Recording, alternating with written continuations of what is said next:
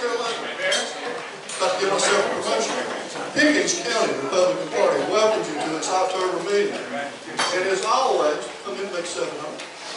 As always, we start with prayer, and Mr. Dan Winchester is going to lead prayer for us.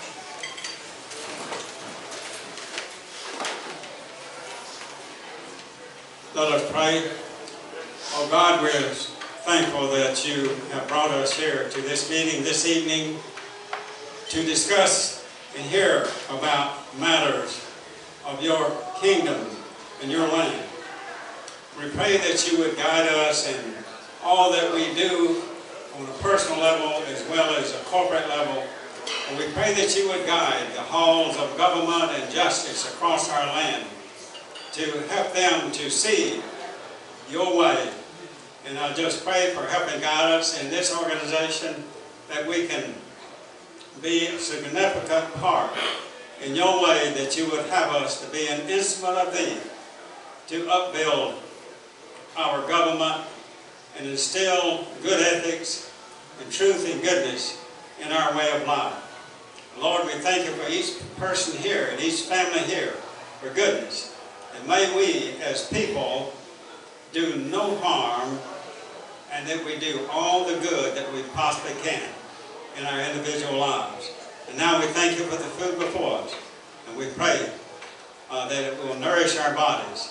We pray that we will be informed about your way for our speaker this evening. In Christ's name we pray. Amen. Amen.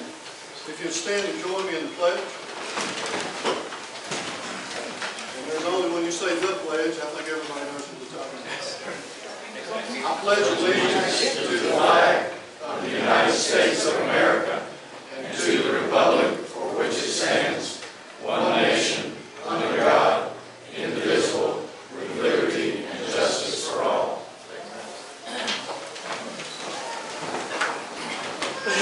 I usually have this printed out on the sheet, but I was a little slack tonight, so I'm going to read it off and see how that works out. The South Carolina Republican Party Creed. I do not choose to be a common man. It is my right to be uncommon. If I seek opportunity, not security, I want to take the calculated risk to dream and build, to fail and succeed. I refuse to barter and sentence the dole. I prefer the challenges of life to guaranteed security, the thrill of fulfillment to the still calm of utopia. I will not trade freedom for beneficence, nor my dignity for a handout. I will never cower before any master save my God.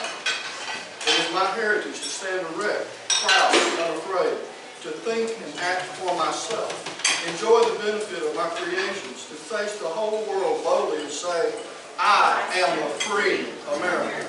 Amen to that one too. Turn your microphone off. I think it does work better when you turn it on. I was just making fun of somebody for doing that very much. Anyway, all on me. And as always, we will take a minute to recognize elected officials and candidates. Senator Rex Rice is with us tonight. Philip, stand up and take a bow. School board. And former chairman. He had this job before me and smartly handed it off.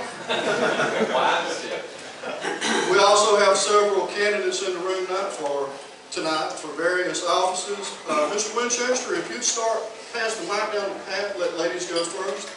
And if you guys are welcome to stand up, introduce yourself, tell people where you can get more information about you, and a word or two. But try to keep it brief. We've got a speaker, so. Hi, I'm Pat Webb. I'm running for the City Council for Ward 3. I have 20 years of experience in government at Greenville County, not here. I've been on the Planning Commission here in Easley for over 10 years, and this is my first attempt to try and run for an elected office.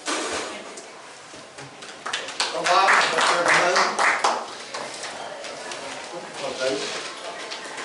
I'm Dr. Johnson, running for Commissioner of Combined Utilities. I'm real concerned about the 5G, what they're calling 5G and all the heavy lines that we're seeing on our telephone poles. I feel like combined as a consumer of Easley combined utilities, I feel like we're being taken advantage of.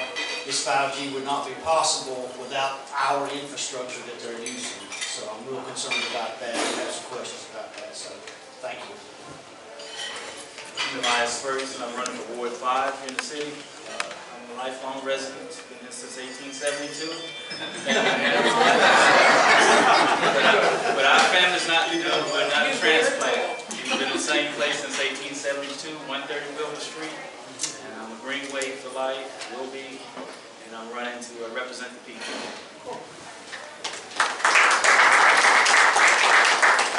Stacy, you're running for something, Stacy? Which one, man? I can get Mr. Michael LaPierre, running for United States Senate.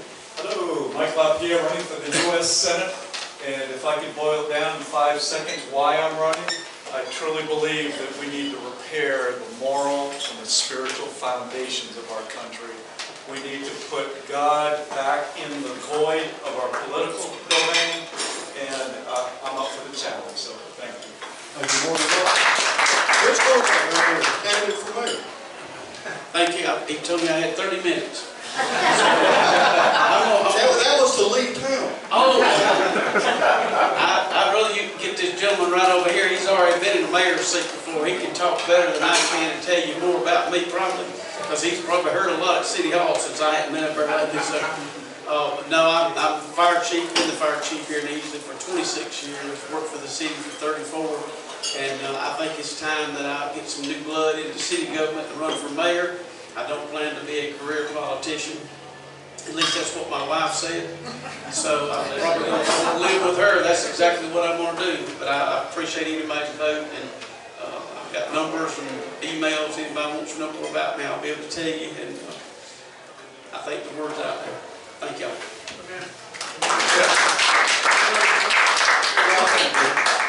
And last but not least, I am Rick Tate.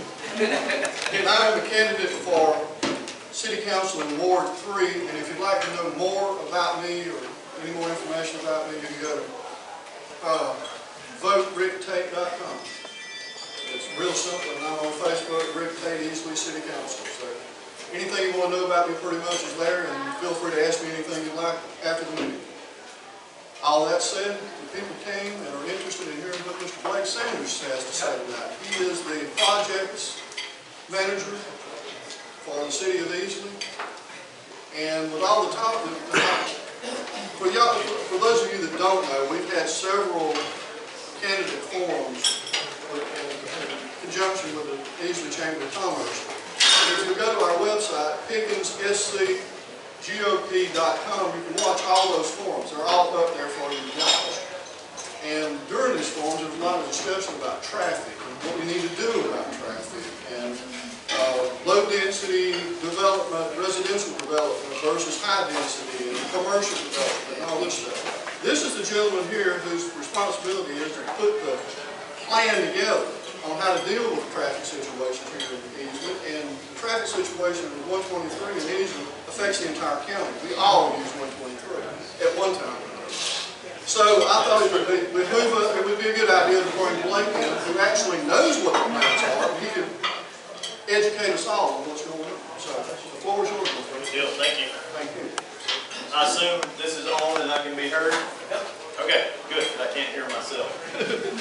So my name is Blake Sanders. I'm the Planning and Projects Manager for the City of Easley. And I tell everybody first, I am a husband, father, landscape architect. As Mr. Womack said, I am a mayor of the sprawling metropolis of West Pelzer. I'm a Clemson graduate in the planning office. So I kind of have my fingers in a lot of things, but I'm a husband and father first. And so every decision that comes through my office or my email, I'm thinking about how it affects my wife or my children as they may use something in Easley or they may use the trail. But I'm familiar with Easley because I was fortunate enough to get to work with elected officials and staff on the Parks and Rec Master Plan, the Bicycle Master Plan, the Dougal Trail, Dougal Park, and Pickens and Easley. I was able to work on all those things, and I was very fortunate when there was an application for this new position. I was traveling about 40 weeks out of the year with the company that I work with, and Mayor Bagwell approached me and said, we're going to create this new position within the city. Would you be interested in applying? I said, well, absolutely. And he said, well, but you need to understand that Easley is now 146 years old, and I've been on the job for 20 months. So I cannot fix 146 years of problems in 20 months. So my job is to plan for kind of what's next. What are the next 12 months look like? What do the next 12 years look like? What do the next 120 years look like? And so I thought tonight that I would break it down into three sections: downtown, economic development, and then we'll wrap up with traffic, because I want to make you stay attentive for at least as long as I speak. So the city has a master plan. We have a comprehensive plan that was done in 1999 that we continue to update, that we'll be getting ready to start after the first of the year. In 2004, there was a master plan done by a company called Mahan Rockwell, and that plan, when it was completed, it was sat on the shelf. And when I came on board, we started revisiting that internally to kind of figure out what elements could be implemented. Part of that was trying to reinvent, if you will, what the brand of the city would be. When we had stakeholder meetings, we found out that we didn't really know anything about Easley or downtown Easley until you knew where the clock tower was at. And the clock tower was important because it was part of the original city hall. It was built with Senator Smith's bricks. So there was a lot of importance behind that one feature. And that's one thing that we continue to talk about as part of staff meetings or meetings with elected officials, is what is the heartbeat of Easley? And it kept coming back to Easley is home for a lot of people. Easley is not necessarily where you work, but it's where you lay your head at night. It's where you raise your family. It's where the parks are at. It's where you spend your time. And so we go back to time and the history and the elegance of that. We wanted to make sure that it was captured. And so part of the reason I came on board was to manage some different pots of money. One of those being the tax increment financing funds. And so those were bond funds that could be used downtown in the TIF district only. And downtown is important because we talk about downtown as being the center of, let's say, the potbelly stove. And so if the center of the stove is really, really hot, then it can radiate out to other areas in the city. And so that's why our focus has been downtown. And so the TIF funds, we've done the covering at the amphitheater. We've had festival lights, site furnishing, street trees. We were able to purchase the silos, dual trail extensions. We've got art in this plan. We have the city green. We did West End Hall renovations. Bryce Field received renovations. We have the facade grant, which I'll talk about in just a second. Getting ready to do wayfinding signage. We did the railroad safety and beautification project that's continuing to ongoing. And those expenditures were were agreed upon by the school district, the county, the TIF committee, and the elected officials. So that's why those projects were implemented. And we're starting to see what that return in downtown could look like. So we have Woodside Mill, which is a project that's been 10 years in the making, that's considered to be part of that district. It's now will be 128 apartments that will be happening off of 5th Street. We have what we're calling the silo district, which is a part of that. So the city was able to purchase the silos and then transfer those over to a developer to bring in multiple businesses into one location. That's the preservation of a structure in downtown that will then reap with new jobs in that area. The Doodle Trail will now extend from Wilbur Street. It will go by the silos and it will connect out to Woodside Mill. So you can see how we're using the TIF funds to then reinvest in the community where private development is taking place as well. So the intent of those funds and the intent of my position is to make sure that there's a high return on investment. So we implement $2 million, but we want to see 20 or 30 million come out of that. And I'll talk about that in economic development. We are relocating public works from downtown.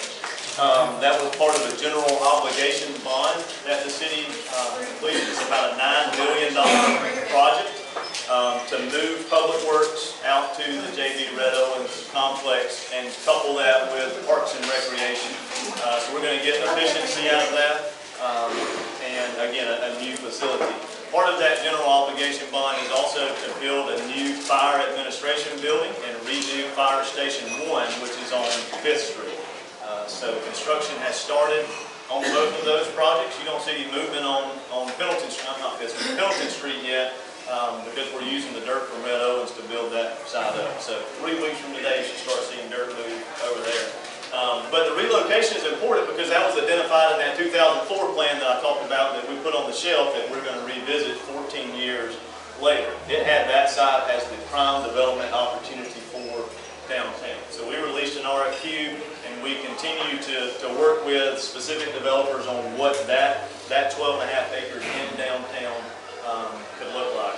We're working with a market analysis firm out of Davidson, North Carolina, who is going to help us with what that 12 acres needs to be. It doesn't need to be all housing, or it doesn't need to be all retail or all office. What does that mixture look like so that we don't cannibalize other areas within the city? We have 4 new restaurants that we're working on in downtown. Only one has publicly announced, and that is Amici's. So they'll be working to come on Pendleton Street.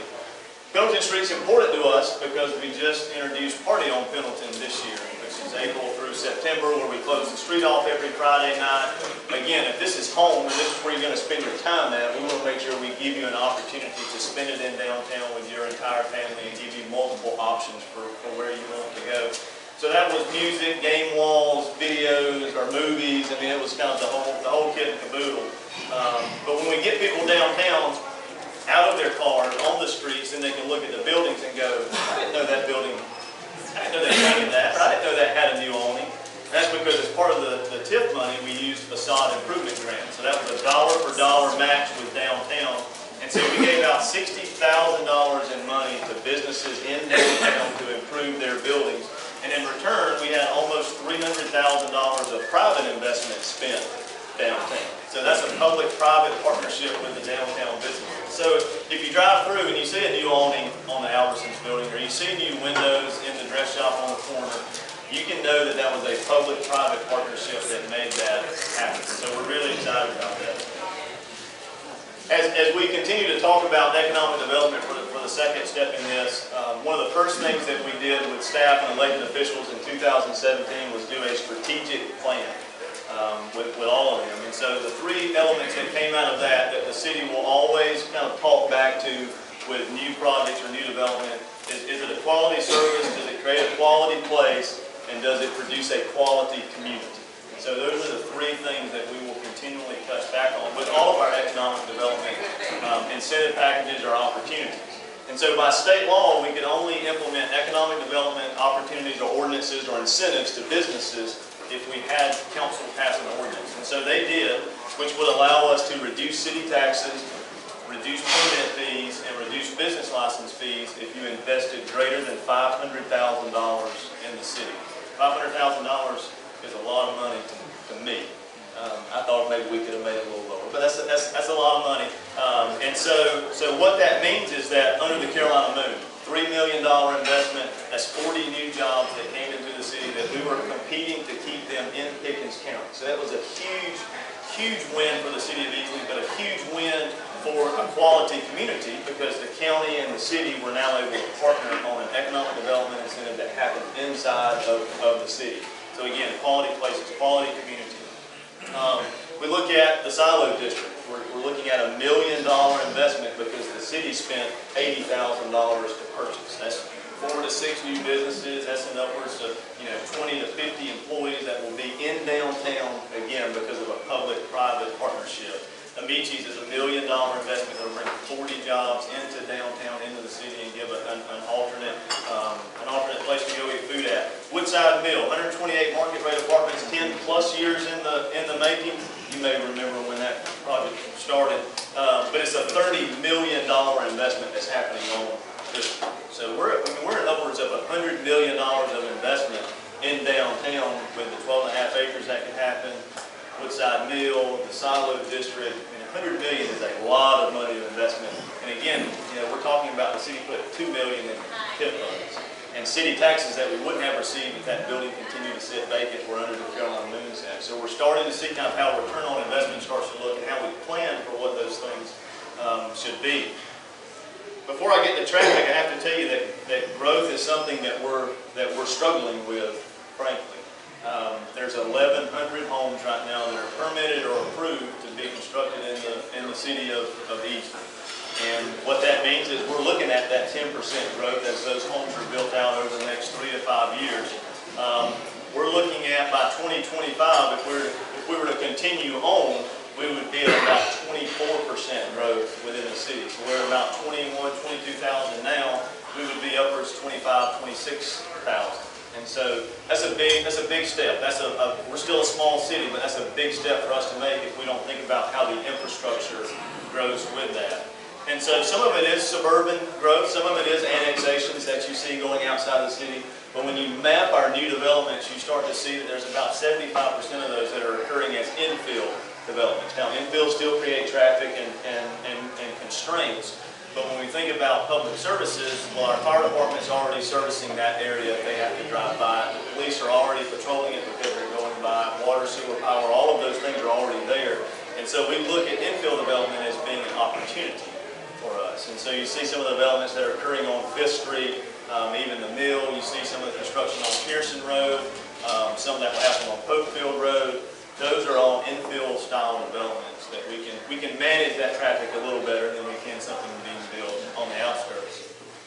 Before I talk about traffic, I'll talk about how the extension of 153 may change the way 123 operates. And so there's only about 7,500 cars that they anticipate taking off of 123 and putting on that stretch of road. That's the DOT estimate. But the thing that we look at in the planning department is that there's 400 acres over there that are completely wide open pasture land that it goes through.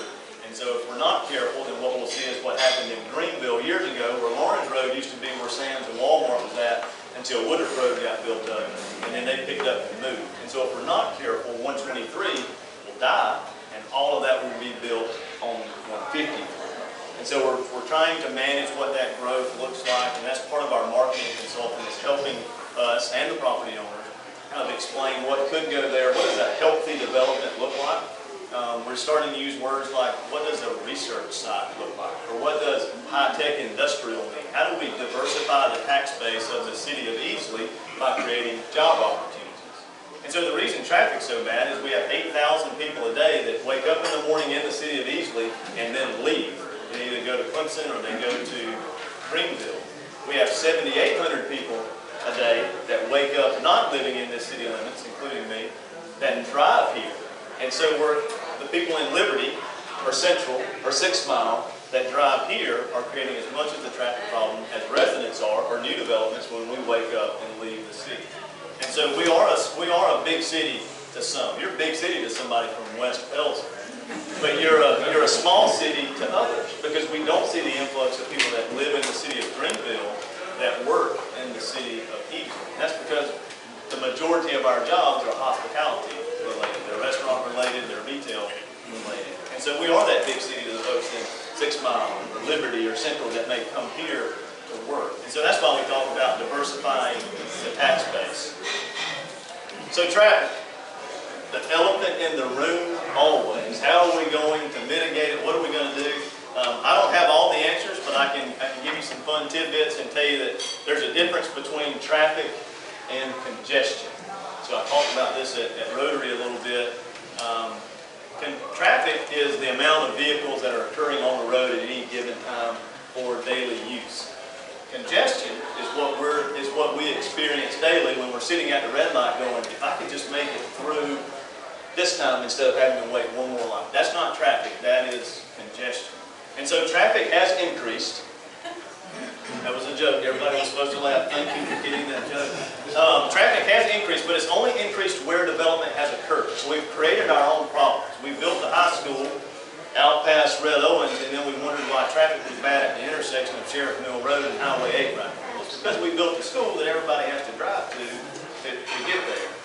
We look at traffic volume, say, in front of West End School.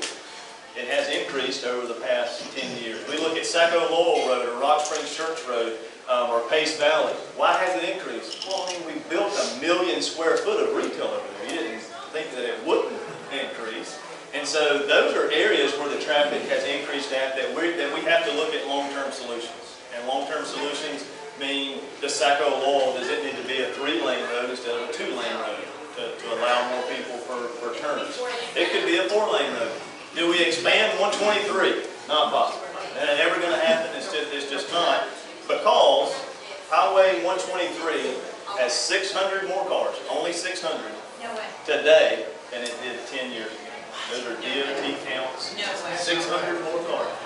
Just hear me out. Just hear me out.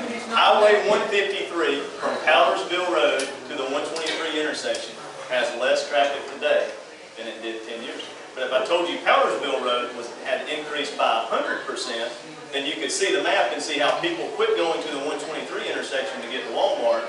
They're now taking Powdersville to Rock Springs Church Road to get there. And so people generally take the path of least resistance. And so it's really fun, and I'm a nerd like this, but it's really fun to look at the graphic of where traffic has increased around the city, and it's a loop around 123. And it's because everyone that lives here knows a different way to get somewhere else without getting on 123. It's true, when I drive around places in the city of Easley, I gotta get on 123. If I'm going to Walmart, I'll take, A Street over to Sacco or Haygood to Sacco Lowell to get over there. I never get on 123. And so we need to look at real-time data so that we can figure out actually what's happening in the city. And so that's the first thing that DOT has talked to us about, is that our traffic signals are not what's called adaptive. So it's not real-time data. So what happens is the signal says, well, it's a Wednesday. Well, this is a typical Wednesday, so we'll just let the traffic signals flow as we did the previous Wednesday. It doesn't see that there's a major wreck and that everyone's having to detour around and it's creating more congestion in one spot. And so by making the signals adaptive, which is a cost that we can incur, then we could make it so that if something happened on 123, that maybe it let other signals go through longer, or if traffic starts stacking, then you can let people through. It's also important because I think about game days in Easley, and people tell me that the city just shuts down, that downtown dies, that different things happen. But with traffic, if there's a 12 o'clock game, then everybody comes between 8 and 11. Traffic's horrible. Nobody gets out. If it's an 8 p.m. game, that traffic gets spread out over the whole day. Unfortunately for our traffic signals, they see it as a Saturday. They don't know what time game day is, so the signals don't change. Adaptive signals would see, hey, traffic's backed up from Walmart all the way over the river into Greenville County, and we need to let the green go through Walmart. So that's one thing DOT has agreed to talk to us about. GPATS has more funding in 2024 for intersections. Right now they have $150,000 that they distribute across the GPATS area. That's going to increase to $900,000 in 2024, so we'll have a little more money that we'll be able to spend. The Pickens County road fee, a portion of that now comes back to the city for city paving on city roads. And so you may see we've released our first set of paving contractors loose to repave those roads, but we're still on a 48-year repaving schedule just for city roads. And so it takes more funds to pave the roads. We are now working with the school district on alleviating traffic at certain schools. And so you'll see a couple of those projects hopefully take place over the summer of this year that will alleviate the major concerns that we've seen and that the school district has identified. We also purchased a traffic counter because there are some roads that we say, God, traffic is horrible here.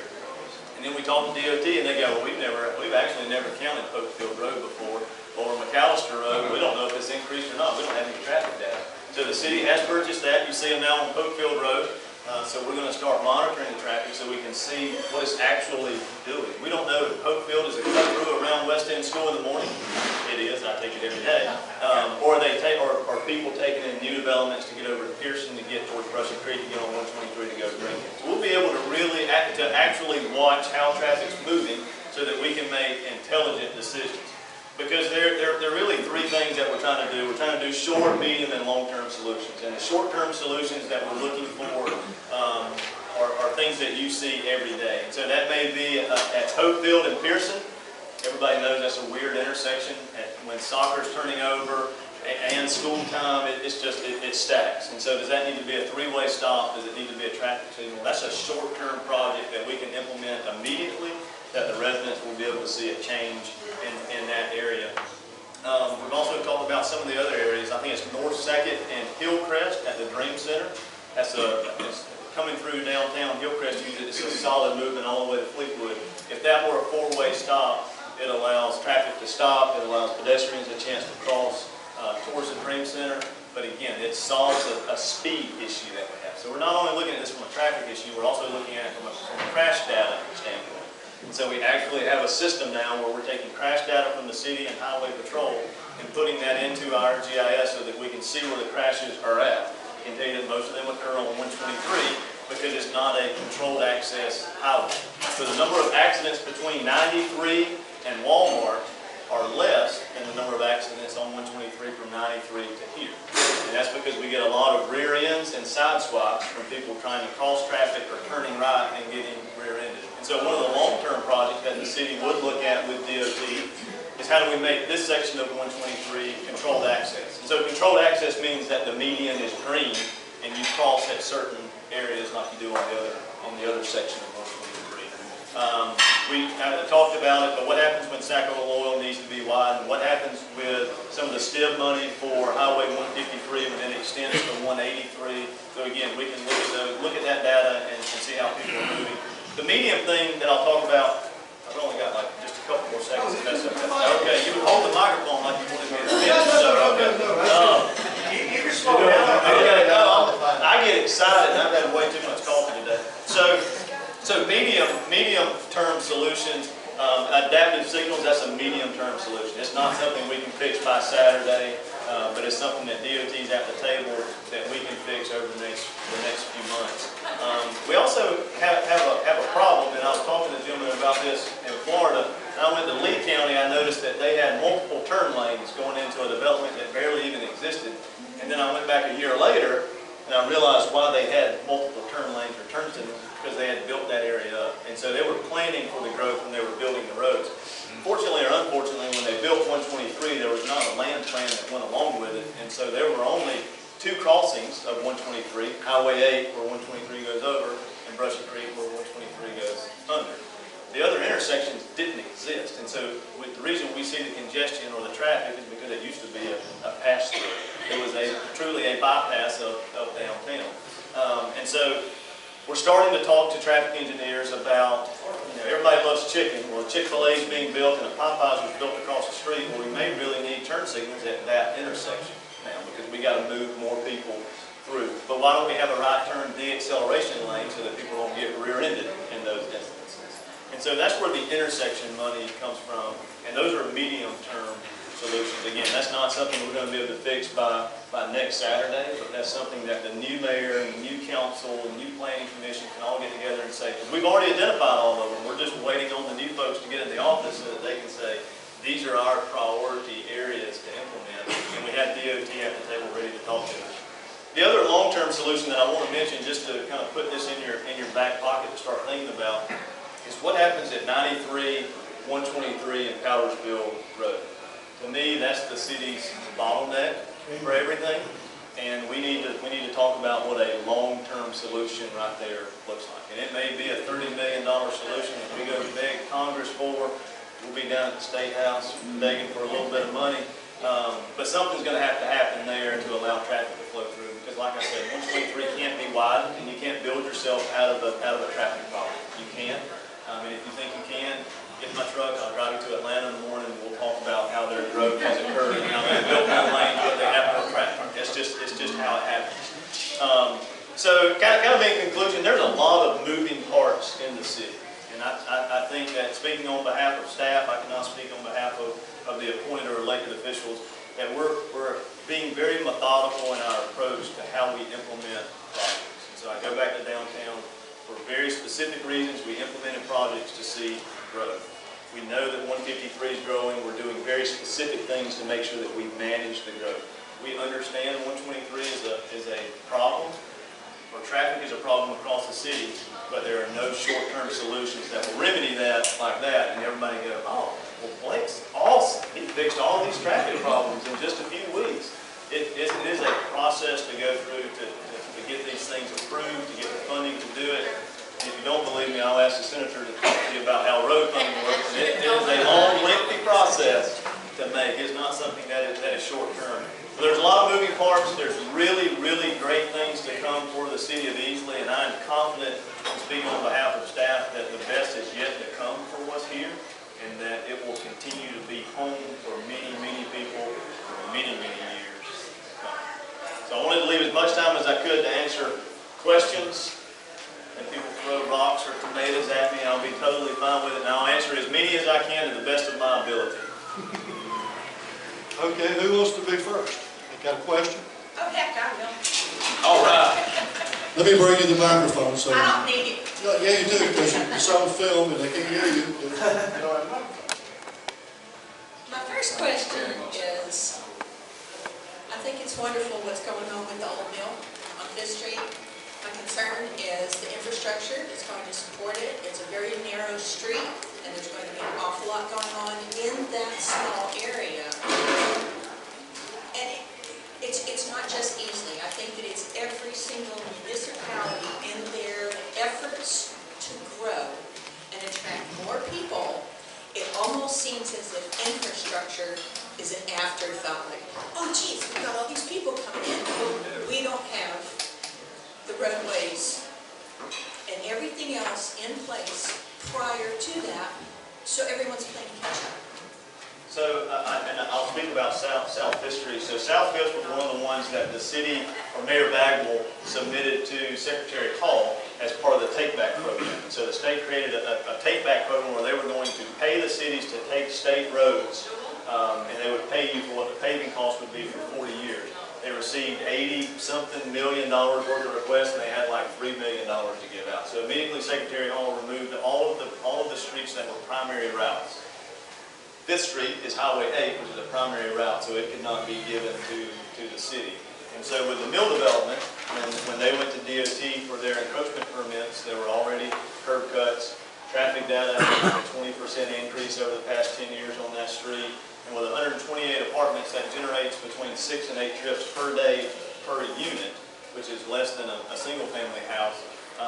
But when we looked at South Fifth Street as a whole, DOT couldn't deny necessarily the ability to develop that property because they own the streets and there were already curb cuts. What we did negotiate out was that there would need to be right and left-hand turn lanes out of the mill, and that the new intersections would have to align with the cross street. And so I think it's 4th Street that's there. One of the entrances was going to be offset from it, and so we made them align those entrances. So there are little things that we're able to do. The other thing for Fifth Street is everything's above ground, power-wise, and so literally it's probably a $10 million project to widen South Fifth Street.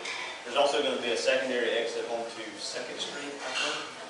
And then, so I was talking about this project with somebody else too, and they told me that, Blake, don't you think there was more traffic generated when the mill was there versus 128 apartments? And you go, yeah, but Powdersville wasn't as big as it was, for people say driving to picnic or going to Sassafras or riding the Doodle Trail. So you're right, it's a problem with other municipalities, but we're all contributing to the problem within each other. My wife will leave the sprawling metropolis of West Belger to come shop here because you guys have everything we need, minus the Target and Costco. You guys have everything we need. So we're part of your traffic problem in Easley. The great thing that you guys have is a local option sales tax, which keeps your property taxes down because of people like me that don't live here that come shop here. So there's a little bit of positivity in that. The other thing that I'll say, and I'll be quiet so you can answer more questions, or ask more questions, is that the city is now studying impact fees for developers. So that's a fee that is associated with new construction, not current homeowners. And as part of that, state law requires there to be a capital improvement plan. So that would be for every home, let's just arbitrarily use $1,000. So for every new construction for a new house, the developer would have to give $1,000 to the city. That goes into a pot that can only be used for capital improvement program projects. It may be a new fire station because they built 1,000 homes over here. It may be intersection improvements. It may be new roads. And so council, new mayor will be able to identify what that CIP list will be when the impact fees start coming in and doing it. So Fifth Street is a concern for that constituent base. They need to be counting their fists when it comes time to make that CIP. It made me think of something. You and I were sitting at the city council meeting last week, and they changed the zoning, voted on zoning on 3 different development areas in my ward. Pearson Road 2 at Pearson and one up off 5th Street, Highway 8. Is there, and what we've already talked about, what the traffic is like going to Easley High School on Highway 8 and West End School. I live right behind West End School. I deal with it all the time. So is there any plans you know of to change the the roads over there to reconfigure it all, and maybe put it back like it used to be, where 135 branched off to the right to go to Anderson like it used to be, so that all the traffic didn't have to go through the intersection at the red light where West End School is. So we did discuss 135 with DOT about that. It was when we were going through the planning process for the fire department, talking about a new signal and how another signal would help get the fire trucks out faster and less traffic. And DOT said heck no to allowing that to opening that one back up for 135 to cut off. DOT sometimes is the elephant in the room, but they've been really good to work with as far as sitting down with them and going through what the problems are. Now, we haven't identified all of the problems. And then the intersection there at where 135 turns off at West End School, there are no plans to widen that intersection, but I'm confident that the school district has something that would be part of their CIP plan to mitigate some of the traffic that will get some of that off of the street so that right turns can be made on the 135. Although most of the traffic is through traffic. If you take out the school element out of it, most of it is through traffic going through, not turning down 135. What about McAllister Road? McAllister Road, not counted. We're going to count it. It needs to be paved. It's not in any paving schedule. That's not something I can control. I'm just a messenger, don't shoot. And McAllister Road is one that we get questions about a lot. He's right about the McAllister Square. It's a state road, I believe. Yes, sir. And it's a washboard. But go back to the schools, you know, the one out on 135, Forest Acres, the one in town. It's absolutely a public safety hazard with the amount of cars, either in the morning or at 2:30, and some of these people have way too much time on their hands because they start parking at 1:30. Yes. So there's a huge traffic problem. So, so the candidates for mayor, I'd like to suggest that they enforce whatever city laws can be. But the real problem is with the school district. They got to come up with a solution, the property, the driveways, whatever it takes. It doesn't fall back on the citizens of this city. It does not. Well, they're always doing U-turns on that road too. And right in front of your house. You got it. Right. You mentioned that the 153 extension is going to dump or take off about 7,500 cars. And it's going to dump it off on Saluda Dam Road. Whoop-de-doo. Now where does it go? Where do they go now? Because that's a 2-lane, that's a nasty rural thing, and it's on the back side of Easley. We were all probably there at the public discussions about that. But what a stupid end play it's turning out to be. And I think in probably 30 or 60 days it'll be a reality, or soon. August. So what are you expecting? August of 2020 will be complete. Okay, so we're on it next year. So what do we expect on that side of town, the impact to be for the citizens? So I think that you'll see, impact-wise, 7,500 cars is not a lot. 123 has 39,600 cars per day on it right now. It had 39,310 years ago, according to DOT. Don't shoot the messenger. So removing 7,500 cars will increase capacity on 123. So you should see some sort of relief for the interim.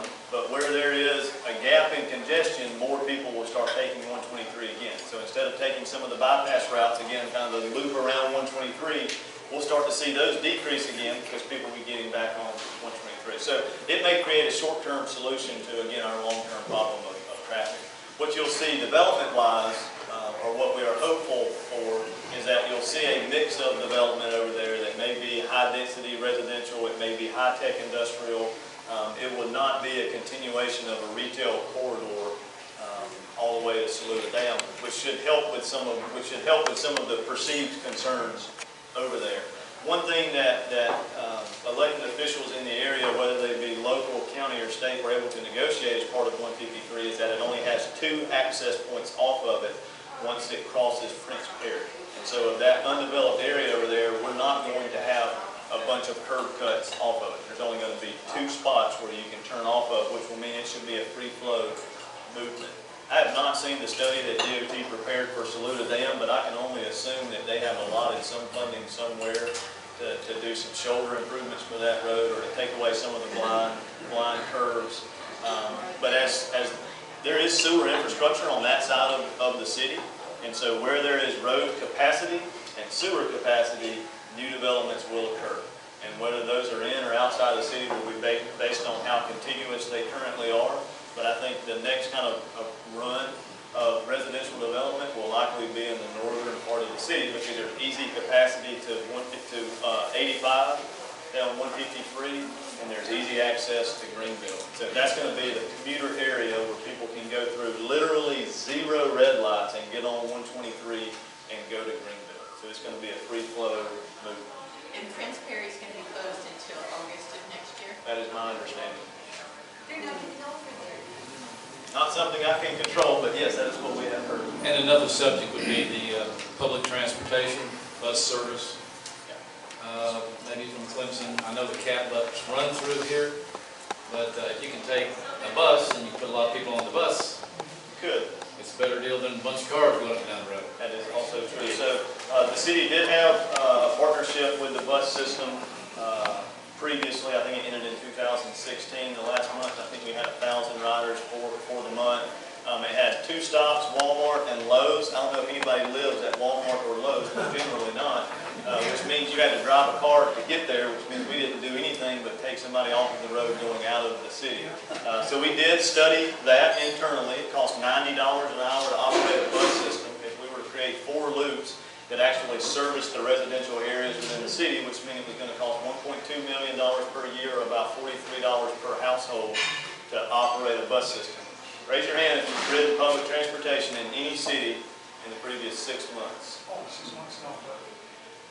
So we got 1 person that has ridden public transportation in any city in the previous 6 months. So, and I am one that has, but only out of necessity because I didn't have a rental car. So, I mean, those are areas that we have to look at, but we do have to look at different mobility reasons for people to live in certain areas. And so that's why the trailside development in the Clearview-Simpson area was so important to the city, because we were able to offer single-family owner-occupied residents in that community that backed up to the Doodle Trail, that maybe if they went downtown, they wouldn't have to take their car. They could walk downtown because it's a 5-minute walk. That's why the extension of the Doodle Trail is so important to Woodside Mill, because of those 128 units, we don't want them to get in their car and drive to the silos to get something to eat, or drive downtown to grab a drink. We want to give them the option to walk, which takes cars off. But I will tell you that the city is in discussions with an alternate public transportation method that we hope would work as a way to move people to very specific areas. And so 14% of dropouts at technical schools are based on not having access to a vehicle to get to class. And so if we could provide access to Tri-County Tech Easley's campus for City of Easley residents only, then that would be a benefit to living in the city, and it would take a vehicle off of the road. Likewise, when we talk about where people want to take buses to, when we did the study, I think it was 2006, the first place was obviously work or retail. Number 2, churches. You know when Greenlink doesn't run in Greenville? Sunday. So if we could provide access for people that live inside the city of Easley to be able to go to church on Sunday but not get in their vehicle, would that be a benefit to the residents? And so we're having some internal discussions about what does a new way of public transportation look like that maybe doesn't include a gigantic electric bus that costs us $900,000 and $90 an hour to operate, that doesn't come to your front door. Because I'm of this generation, I want to be able to get out my phone and see exactly where I need to go, how long it's going to take me. What if we had an on-demand transportation system that came to your front door and picked you up and took you somewhere as part of the carpool service? Well, you may be hitting on who we're talking to, but we're looking at alternatives to how we can move people around. One thing I'll add, and Rex can strike me out if I get the numbers wrong, but it's talking about the 153 problem, and it's just going to move the bottleneck over Slough down the road. The original project, the idea is 153 to 183. Problem is, 183 needs to be widened to 4-lane, worse than we need for safety reasons and for a lot of reasons. 183 is the priority, to get it widened into a 4-lane. And the cost of doing both 153 and 183 is about 125 million, I think, somewhere around there. And the cost of doing 183 is about 65 million. The county's got to come up with, because of the way the financing is set up now, we've got to come up with 25% of the money. We don't have enough money to do the whole thing at one time. So our delegation, that's where I say straighten me out if I'm wrong, you guys are pushing for 183 and put 153 off for a while and get the money to do that, get that fixed, and then come back to 153 and extend it then. Am I right? So there is a plan in the works, but as always, the money is the problem in being able to pay for it. So I just thought I'd throw that in. Absolutely. No, I'm a sponge.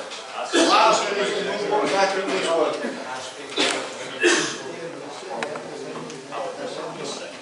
Hey, Get you and the kid stepped on her foot.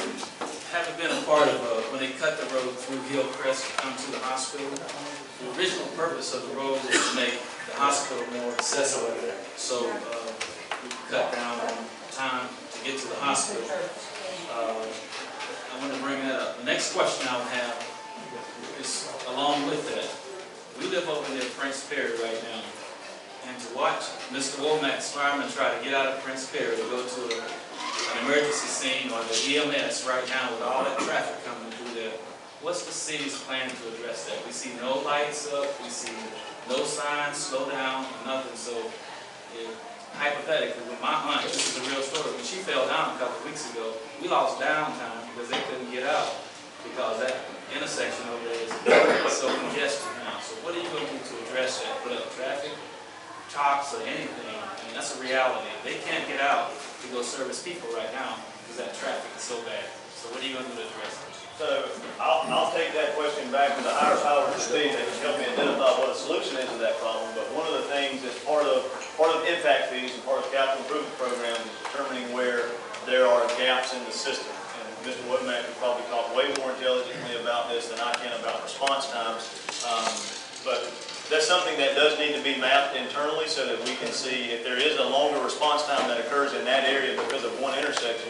But it could be simple improvements, like you're saying, maybe done at the intersection, or there may be a need for an additional fire station over behind the Walmart development because there's multiple apartment complexes that will be over there. What if there were a substation over there that had a man truck and a manned EMS vehicle that could get out faster? So I think those are some of the, again, there's short-term solutions and long-term solutions. Short-term would be working with public service so that they could determine what the response times actually are for those areas, and then how can we use impact fee money or CIP funds for an additional fire station that would help remedy it.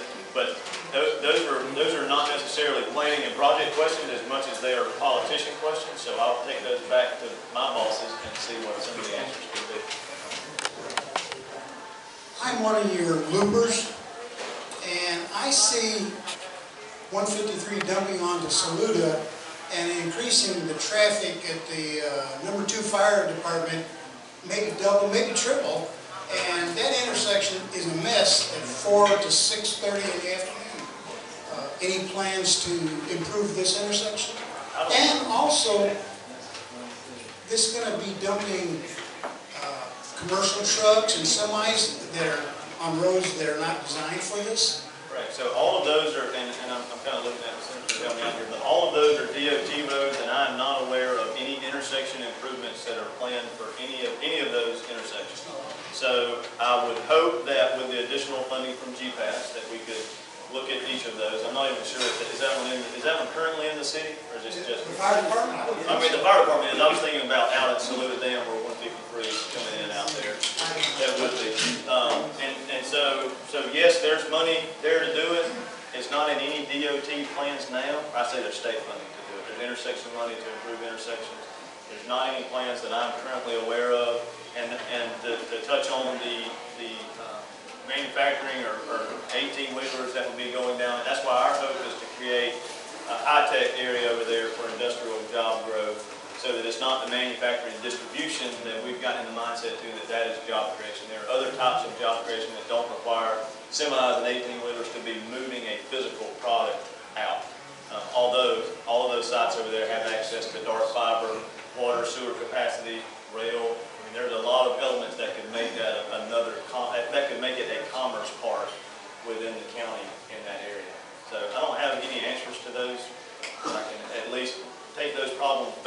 to CTC, to the mayor, and to the administrator to let them know that those are issues. My main concern is Garmin's gonna say, okay, this is a bypass run Easley, and they're gonna dump these semis and big commercial trucks onto Saluda. They're gonna wind down past the fire department, past the hospital, and these roads are not made for that. Correct, correct. Vertical and horizontal curve. And so I want to make sure people understand, DOT builds their roads to specifications, and no matter where they are, that will handle truck traffic. But the difference is horizontal and vertical curves make it difficult, which create a lot of blind spots, which create a lot of accidents. And so concur with that, but just wanted to clarify those things. And I want people to think that the DOT didn't build roads like they were supposed to. I'm Alan Quinn. I've been from Easley since 1951. And I share your pain because I have seen Easley Road. I live behind Rock Springs Church. Between here and Rock Springs Church, we had Pickens County Produce and maybe 9 other businesses. That's how much we've grown. And it's coming. I'm telling you, your numbers seem low to me, but if you're looking 20 years down the road, it is coming. Now, if I made a statement to you and said that Easley is a bedroom community to Greenville, would you agree with that? I would say that that is the mindset of a lot of people inside the city of Easley. Yes. That's right. Well, it's true. And we don't have a lot of room to expand. That's something you did say that I like. And I've been trying to talk to the county to get them to accept this mindset. It's research parks and high tech. We don't have any of that in Pickens County. We don't have any good jobs, basically, in Pickens County. You know, if you're a bedroom community, you've got everything. You've got the stores, the restaurants, the movies, anything you want in Pickens County, you can find right here. That's the good side. The bad side is those are low-paying jobs. Popeyes, Chick-fil-A, all these service level jobs. We can't seem to get the message across, and you've got the message, that we've got to go to high tech. And we don't have a lot of land to work with in the Easley city limits like we do have in Pickens County. But there just doesn't seem to be any energy or want to from the county to make that happen. But I really like what you said, and I hope in the near term future that a job comes open down at the Commerce Bar. And I would encourage you to apply for that job. Take it in a slightly different.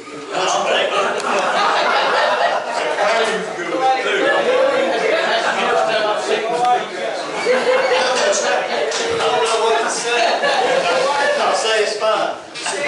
So I got a job. 2. How much control, okay, we were talking earlier about the traffic, if I was listening, if I heard you right. The traffic problems is where the new developments are coming in, right? That's where it's picked up, we need to do something about it. So when we're voting on these things, I'm running for city council, and I don't know the answer to this question.